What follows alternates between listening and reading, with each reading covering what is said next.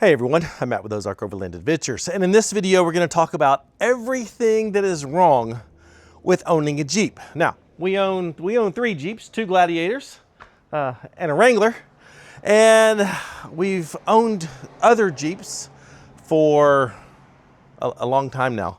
So I think we're pretty qualified to talk about everything that's wrong with them and some of the reasons why, if you're considering purchasing one, maybe you shouldn't. First thing on the list is ride quality. The thing that sets a Wrangler or a Gladiator apart from the competition is the fact that it has solid front axles, which makes it incredibly capable off-road. Objectively, the most capable off-road vehicle that you can buy without significant modifications. Because of the solid front axle. The compromise with the solid front axle is ride quality. It is never going to be as comfortable on washboard roads, on gravel roads, on pavement, long hauls down the interstate. It will never be as comfortable as any other vehicle with independent front suspension. It's just not. It is impossible to be as good as an IFS rig. Now, we have really nice suspensions on our Jeeps. Good quality shocks, good quality springs. The geometry is dialed. So for a Jeep, ours drive really, really well. And without question, the Gladiator, because of its longer wheelbase, is the best riding, the best handling Jeep. And when I say Jeep, I mean Wrangler or Gladiator.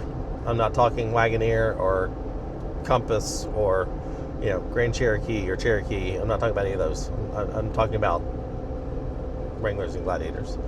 But because of the longer wheelbase, the Gladiator is the most comfortable between a Wrangler and a Gladiator ever. That's one of the reasons why I bought the Gladiator, is because it just drives so well. But it doesn't drive as well as a 4Runner or a Tacoma or a full-size truck. It just doesn't. The other issue with owning a Jeep, a Wrangler, or a Gladiator is it's just noisy in here. I mean, compared to any other vehicle, it's just louder in a Gladiator or a Wrangler. I mean, because as far as a Gladiator goes, it is the only truck that is a convertible and you can take the doors off. And aside from the Bronco, the Wrangler is the only SUV that you can take the top and the doors off.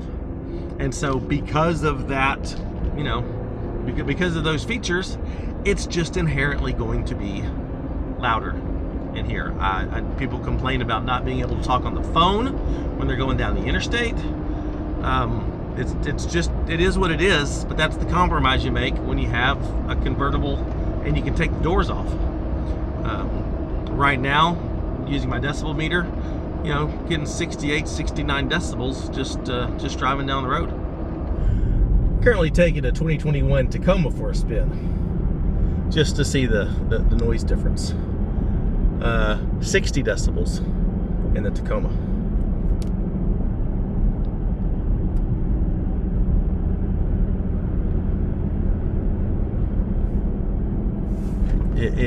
It's a whole lot quieter in here.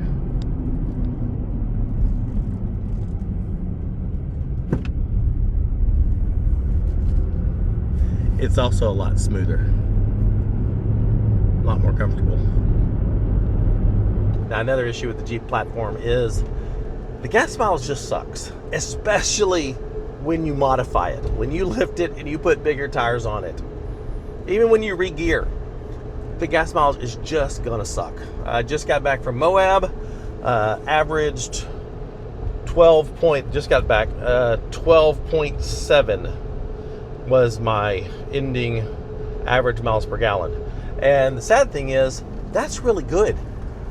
Around town, I am, 11 to 12. On the interstate, I could be as low as 10 or as high as 14, depending on the winds. that the winds play a huge factor in your miles per gallon with this thing. Which leads me to my next thing. A cow is more aerodynamic than a Jeep Gladiator or a Jeep Wrangler. I mean, they're just absolute bricks on the road. And you can feel it when it is windy. I've never been in a vehicle that is so dependent on the wind for just overall driving enjoyment and miles per gallon. I mean, there are memes created about driving a Jeep in the wind, and it's true. I have been pulled over on I-70 in Kansas last year, heading to Colorado, and the officer came up and is like, "Are you okay?" He said, I pulled you over because, I mean, you're all over the place." And I laughed and I said, "I am so sorry, officer. It is stupid windy and I am driving a brick. And I'm just, my hotel's about 30 miles away on the other side of it, right into Colorado. And I'm just trying to survive to get there and keep it on the pavement." Luckily, he was a good-spirited officer and laughed and said, "Stay safe."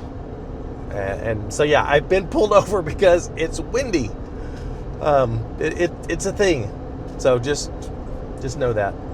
The other surprising thing about the Gladiator or Wrangler is they're actually bigger and smaller than you think. So here's my Gladiator, which is a mid-size pickup truck. Now, obviously, mine's heavily modified.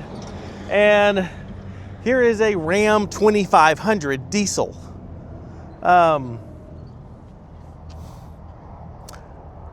They're not far off between each other. In fact, I just got the tape measure out. My Gladiator width is 82 inches. This is 79. So I am 3 inches wider than a Ram 2500. But so in that case, this is bigger than this.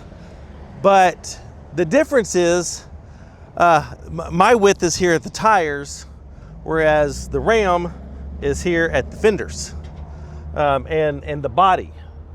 So there's a lot less body on the Gladiator than there is the Ram. So the inside of the Gladiator, 55 inches. 55 inches of interior width. It's not very big in here. The Ram, 67 inches. So you get a foot of extra space inside a Ram 2500 than you do a Gladiator. That's something. So the Gladiator is bigger, or at least my Gladiator is bigger and smaller than a half-ton truck.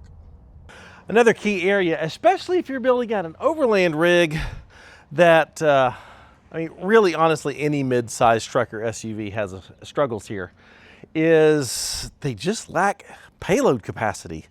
My Gladiator has a payload capacity of 1,150 pounds.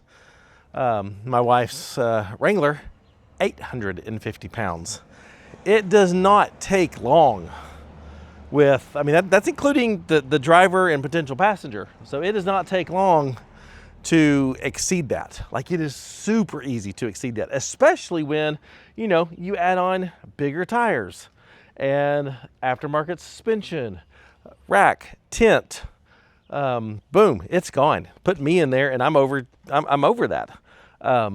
So I mean, that's not unique to Jeeps. That's true for just the mid-size category. But, you know, especially if you're building an Overland rig, it's real easy to exceed that payload capacity. And finally, really one of the biggest advantages to a Jeep is also one of its biggest detriments.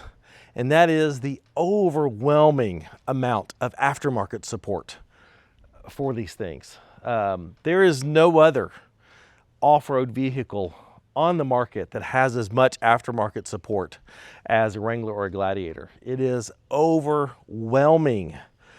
And as many good quality brands as there are out there, there are 10 times as many, or a lot more than that, 20 times as many, I'm just making up numbers here, garbage brands out there.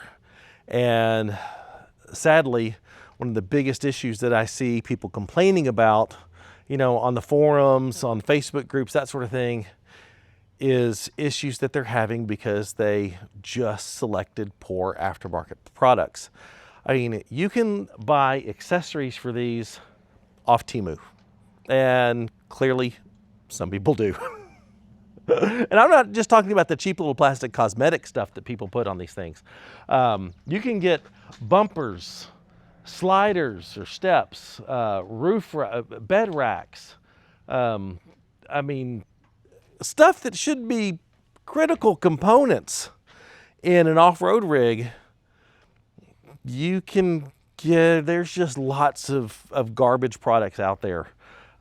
Cheap suspensions that do nothing to correct your geometry, and people wonder, why is my Jeep wandering all over the road, and why am I getting death wobble? I just put a new lift on here. You know, why is my why is my new bumper rusting? Why is my powder coating peeling prematurely? Why did my bumper bend when I needed to use my winch? You know, all that sort of stuff. And so the fact that there is so much aftermarket support, and a lot of it not quality stuff that people are putting on their Jeeps, is just another negative to having a Jeep. So if you're going to modify your vehicle, and I'm not trying to gatekeep here, I'm not trying to sound elitist or anything, there's some good budget-friendly options that aren't budget garbage options. So I'm not saying, you know, put the same stuff that we have. That's not necessarily necessary. Yeah. But at least get a good brand, good quality steel, good quality powder coating, suspension that allows for the correction of your geometry so it drives good. I'm not even going to get into the cosmetic stuff that people do to their Jeeps. That's just a personal taste thing. So I'm not getting into that. But yeah, the overwhelming amount of aftermarket support is good and bad. Well, with that said, we love our Jeeps, obviously because we own 3 of them. And there is no better off-road vehicle on the market that will do what a Jeep can do, take you to the places that our Jeeps have taken us. It is my all-time favorite vehicle.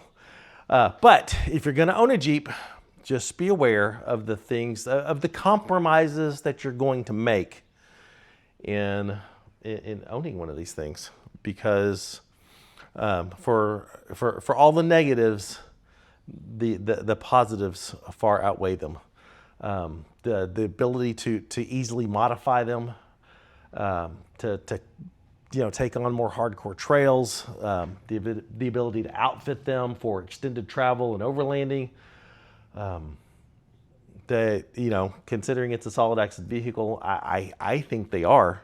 I mean, this is all personal preference, but I think they are quite comfortable for what they are. Definitely a lot more comfortable than my JK used to be. So I mean that's saying something. But anyway, we do love them. So just be aware of what you get into. So anyway, thanks for watching. Hope this was helpful. Maybe helped you in some buying decisions that are better for you. And if you would like the video, subscribe to the channel. If you're not, check out the Patreon link in the description if you like our content and you want to consider supporting the channel. And for all of our merchandise, go to shopoverlandapparel.com. Thanks for watching. I'll see you next time. Bye.